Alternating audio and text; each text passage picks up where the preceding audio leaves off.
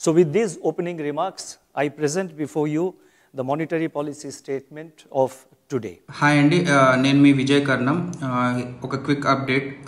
ఈరోజు December 6th 2024 RBI monetary policy meeting అయిపోయిందండి, press meet అయిపోయింది. సో ఈ ఆర్బీఐ ఎంపీసీ అనేది ముంబై నుండి జరుగుతుందండి. అండ్ వాళ్ళ డిసిషన్స్ ప్రతి ఇండియన్స్ని ఇంపాక్ట్ చేస్తాయి. అండ్ మీరు స్టాక్లో ఇన్వెస్ట్ చేసినా, అండ్ మ్యూచువల్ ఫండ్స్లో ఇన్వెస్ట్ చేసినా, లేదంటే ఒక స్మాల్ బిజినెస్ రన్ చేసినా కూడా ఆర్బీఐ ఎంపీసీ డిసిషన్స్ అనేది మీ ఫైనాన్షియల్ ప్లానింగ్ అనేది డెఫినెట్గా ఇంపాక్ట్ చేస్తాయి. అండ్ ఆర్బీఐ ఎంపీసీ ప్రతి 2 monthsకి ఒకసారి మానిటరీ పాలసీ కమిటీ ఒక 2 monthsకి ఒకసారి కలిసి ఎకానమీ ఎలా ఉందో చూస్తుంది. వాళ్ళ మీటింగ్ తర్వాత ఇంట్రెస్ట్ రేట్ పెంచాలన్నా, తగ్గించాలన్నా, లేకపోతే సేమ్గా ఉండాలన్నా అనేది డిసైడ్ చేస్తారు. అండ్ ఆర్బీఐ ఎంపీసీ ఒక 6 గ్రూప్ ఆఫ్ పీపుల్ అండి.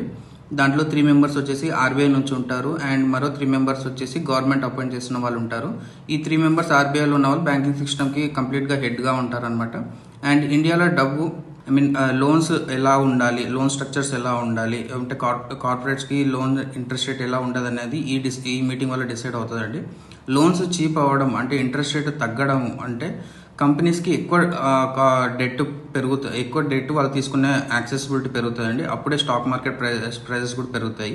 అండ్ లోన్ కాస్ట్లీ అవ్వడం అంటే కంపెనీస్ తక్కువ అప్పు చేస్తాయి, అండ్ స్టాక్ ప్రైజెస్ కూడా తగ్గే అవకాశం ఉంటుంది.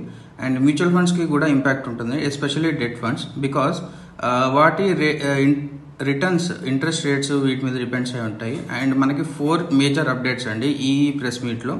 ఫస్ట్ అప్డేట్ వచ్చేసి ఇన్ఫ్లేషన్ అట్ 4.8%. అంటే ఇన్ఫ్లేషన్ పెరిగింది, అండ్ కన్స్యూమర్ తను కొనడం, అమ్మడం కానీ కొంచెం కాస్ట్లీ అవ్వచ్చు, అండ్ స్పెండింగ్ తక్కువ కావచ్చు. దీనికి స్టాక్ మార్కెట్కి నెగిటివ్గా ఇంపాక్ట్ అయ్యే ఛాన్సెస్ ఉన్నాయి.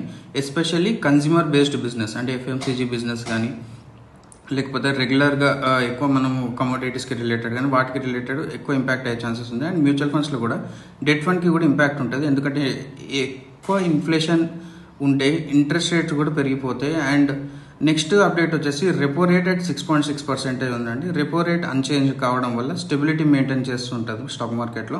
అండ్ రేట్ పెంచితే లోన్స్ కాస్ట్లీ అవుతాయి, అండ్ బిజినెస్ లో అవుతాయి. సో స్టాక్ మార్కెట్లో నెగిటివ్ ఇంపాక్ట్ ఉంటుంది. ఫర్ ఎగ్జాంపుల్ ఈక్విటీ మ్యూచువల్ ఫండ్స్లో రెపో రేట్ అన్చేంజ్ ఉండడం వల్ల పాజిటివ్ ప్రొజెక్షన్ తీసుకోవచ్చు. అండ్ బ్యాంక్స్ అండ్ కంపెనీస్ కూడా స్టేబుల్గా గ్రో అయ్యే ఛాన్సెస్ ఉన్నాయి. అండ్ స్టాక్ ప్రైజెస్ కూడా పెరిగే ఛాన్సెస్ ఉన్నాయి. And one more major important update ఏంటంటే CRR cut by 50 basis points అండి.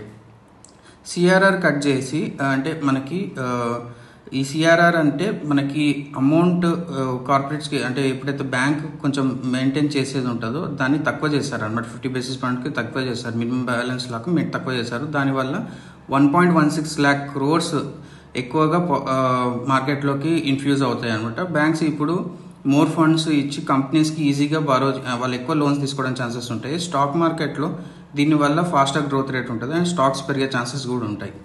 ఈక్విటీ ఫండ్స్లో పాజిటివ్ గ్రోత్ ఎక్స్పెక్ట్ చేయొచ్చు. And one more important update అండి, జీడిపి ప్రొజెక్షన్ వచ్చేసి 6.6% ఉంది.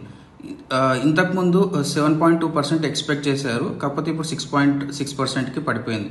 స్టాక్ మార్కెట్ ఇంపాక్ట్ ఈ ప్రొజెక్షన్ వల్ల షార్ట్ టర్మ్లో నెగిటివ్ ఉండొచ్చు, అండ్ ఎకనామీ కొంచెం స్లో అయ్యే ఛాన్సెస్ ఉంటాయి. సో స్టాక్స్కి ఇంపాక్ట్ అయితే స్లైట్గా ఉంటుంది, బట్ సిఆర్ఆర్ వల్ల అది కాంపెన్సేట్ అయ్యే ఛాన్సెస్ ఉంటుంది. బట్ లాంగ్ టర్మ్లో బిజినెస్ అడ్జస్ట్ అవ్వడం, గ్రోత్ అవ్వడం అయితే డెఫినెట్గా ఉంటుంది.